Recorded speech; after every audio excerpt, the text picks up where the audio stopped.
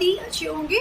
स्वागत है आप सभी का त्रिशाल एकेडमी में। आज की क्लास में हम डिस्कशन करने वाले हैं मोहम्मद बिन कासिम। आज की क्लास में जो आप डिस्कशन कर रहे हो मोहम्मद बिन कासिम के बारे में, इससे पहले आपने पढ़ा था, ठीक है, जिसमें आप लोगों को पढ़ाया गया था मिडवल हिस्ट्री के बारे में। और मिडवल हिस्ट्री का मैंने आपको बहुत सारे टॉपिक बता दिए थे कि आपको क्या क्या मिडवल हिस्ट्री में पढ़ना है। देखिए, स्टार्टिंग से आपका हिस्ट्री स्टार्ट है।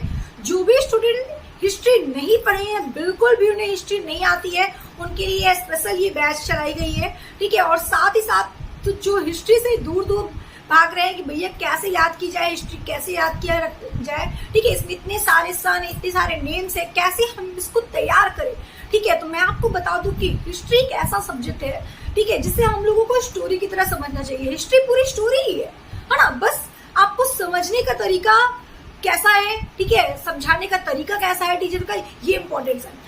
अगर हम बात करते हैं कि आज की क्लास में क्या डिस्कशन करने वाले हैं, तो मिडवल हिस्ट्री में हम बात करेंगे इस्लाम धर्म के बारे में, ठीक है। और इस्लाम धर्म के बारे में हमने आपको इससे पहले की क्लास में पूरी इंफॉर्मेशन दे दी थी कि इस्लाम धर्म में क्या क्या चीजें आपको पढ़ना है, ठीक है। आपको इस्लाम धर्म के संस्थापक कौन है, ठीक है, उनका पूरा इंट्रोडक्शन दिया था। जैसा कि आप सभी लोग बहुत ही अच्छे से जानते हैं, मुस्लिम का एक बहुत बड़ा त्योहार है जिसे हम लोग मुहर्रम कहते हैं, ठीक है। तो मुहर्रम क्यों बनाया जाता है, क्या रीजन था इसका, कैसा त्योहार है ये, ठीक है, इन सब के बारे में मैंने इससे पहले की क्लास में सारी इंफॉर्मेशन आपको दी। तो आज की क्लास में हम लोग मोहम्मद बिन कासिम के बारे में बात करने वाले हैं। तो चलते हैं मोहम्मद बिन कासिम के बारे में डिस्कशन करने। और आपको बता दें कि यहाँ से क्वेश्चन आपके एग्जाम पॉइंट के लिए वेरी वेरी इंपॉर्टेंट है, ठीक है। यहाँ से क्वेश्चन आपके बहुत सारे क्वेश्चन पूछे जाते हैं, ठीक है। आपको एक भी क्वेश्चन यहाँ से मिस नहीं करना है, ठीक है।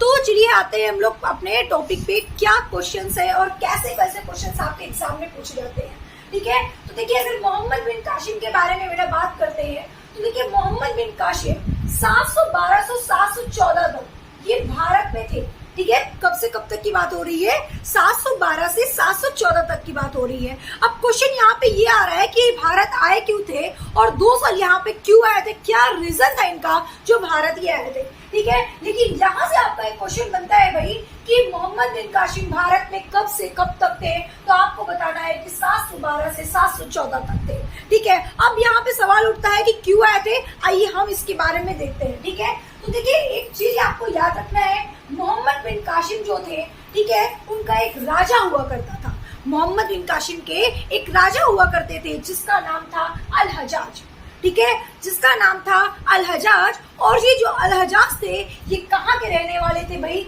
ये अरब के रहने वाले थे, ठीक है, ये अरब के रहने वाले थे। और ये राजा जो थे अल हजाज, इनका बहुत सारा जहाज चलता था, ठीक है, इनका बहुत सारा जहाज चलता था। तो हिंदुस्तान के सिंधु प्रांत में एक राजा राज किया करते थे जिसका नाम था दाहिर। बहुत ध्यान से समझिएगा, ठीक है। हिंदुस्तान के सिंधु प्रांत के एक राजा राज किया करते थे जिनका नाम था दाहिर।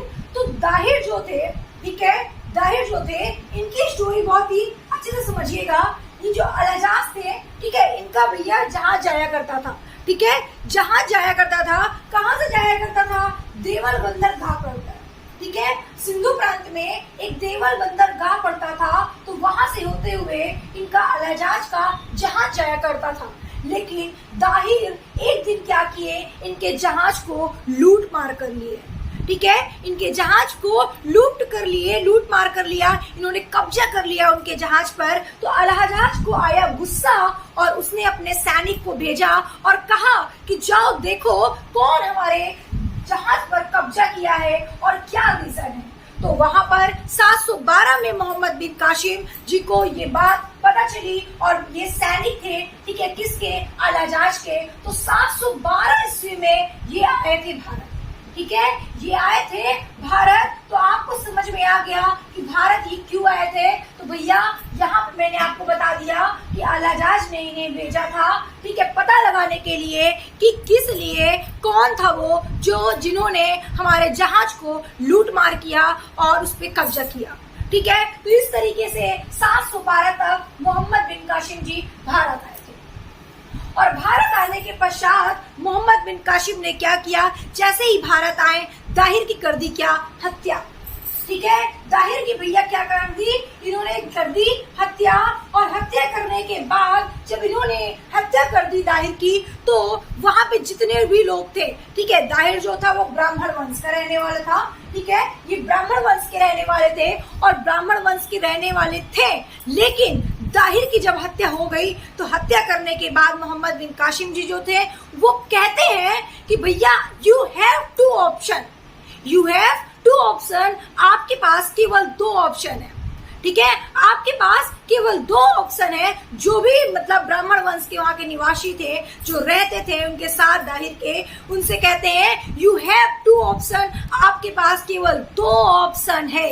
और उन्होंने क्या ऑप्शन दिया, उन्होंने ऑप्शन दिया, पहला ऑप्शन दिया इन्होंने कि या तो आप हमारे, ठीक है, या तो आप हमारे साथ शामिल हो जाओ, इस्लाम धर्म को अपना लो, या तो आपको एक टैक्स देना पड़ेगा जिसका नाम है जजिया टैक्स, ठीक है, जिसका नाम है जजिया टैक्स।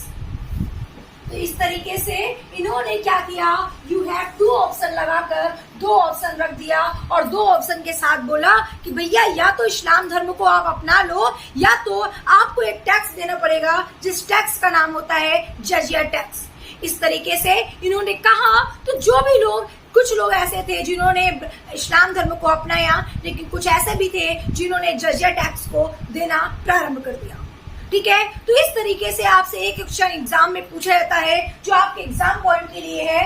क्या क्वेश्चन आया है कि भारत में सबसे पहले जजिया टैक्स किसने लगाया था, भारत में सबसे पहले जजिया टैक्स किसने लगाया था। तो आपको आंसर देना है भैया मोहम्मद बिन कासिम ने, ठीक है। सबसे पहले जजिया टैक्स किसने लगाया था, मोहम्मद बिन कासिम ने लगाया था। कहाँ पे, भारत में। एकदम बात क्लियर हो गई। पहला क्वेश्चन आपको ये याद रखना है, ठीक है।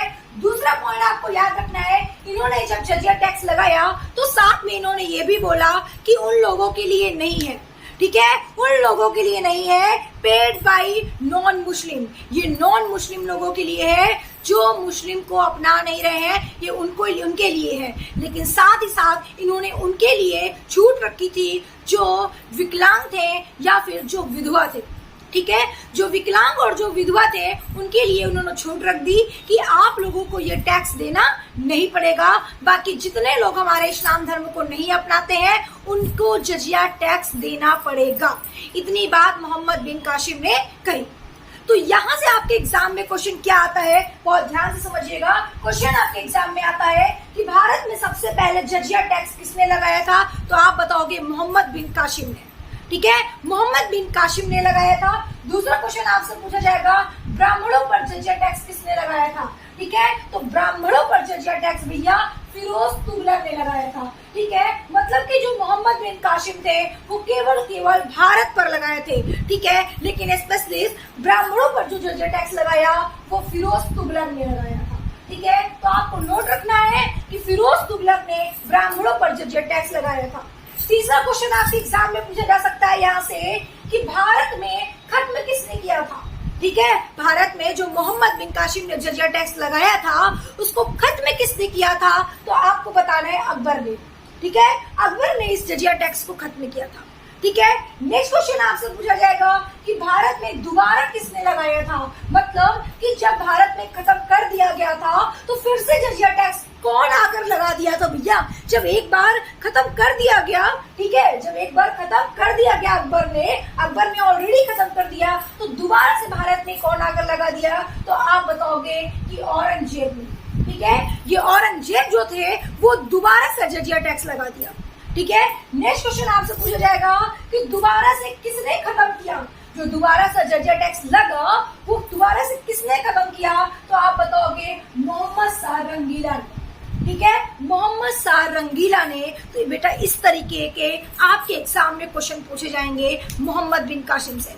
तो यहाँ से जो जजिया टैक्स है, जजिया टैक्स से क्वेश्चन वेरी वेरी इंपॉर्टेंट है।